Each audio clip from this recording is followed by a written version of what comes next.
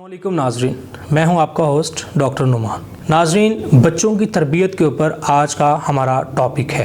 اپنے عارضی سکون کے لیے مستقل سکون کو برباد نہیں کرنا چاہیے، لیکن حالات یہی ہیں کہ ہم اپنے عارضی سکون کے لیے اپنے مستقل سکون کو خراب کر رہے ہیں۔ اس کی سب سے بڑی وجہ یہ ہے، ہم کبھی بھی بچوں کی وہ ایکٹیویٹیز نوٹ نہیں کرتے جن ایکٹیویٹیز کے اوپر بچوں کی تربیت کا بہت بڑا انحصار ہے۔ اس کی ایک کامن اگزامپل یہ ہے، اگر بچہ رو رہا ہے تو ہم اس کو موبائل پکڑا دیتے ہیں۔ ہم نے کبھی نہیں دیکھا کہ بچہ جو کارٹون دیکھ رہا ہے کیا وہ بچے کے لیے بہترین ہے کہ نہیں۔ آج کے اس پروگرام میں بہت ساری ایسی آبزرویشن جو میں نے اپنے اس ایجوکیشن کریئر کے اندر بچوں سے دیکھی، بہت ساری ایسی باتیں جو میں نے بچوں کے اندر نوٹ کی۔ ان میں سب سے بڑی بات کہ ہمارے بچے آج کل ایک خیالی دنیا کے اندر رہ رہے ہیں۔ بچے وہی ایکشن پرفارم کر رہے ہیں جو وہ کارٹون کے اندر دیکھ رہے ہیں۔ اگر کارٹون کے اندر میجک ہے تو بچے بھی میجک پرفارم کر رہے ہیں۔ اگر کارٹون کے اندر کوئی ایسی بات ہے جو ہمارا معاشرہ اور ہمارا دین ہمیں نہیں سکھاتا، بچے اسی چیز کے اوپر لائی کر رہے ہیں۔ اور ہمارے والدین کیا کرتے ہیں، بچوں کی ان حرکتوں کو دیکھ کے ہنسنا شروع کر دیتے ہیں۔ بچے کی کوئی ایکٹیویٹی ایسی جو نہیں ہونی چاہیے، والدین اس کو اگنور کر دیتے ہیں۔ لیکن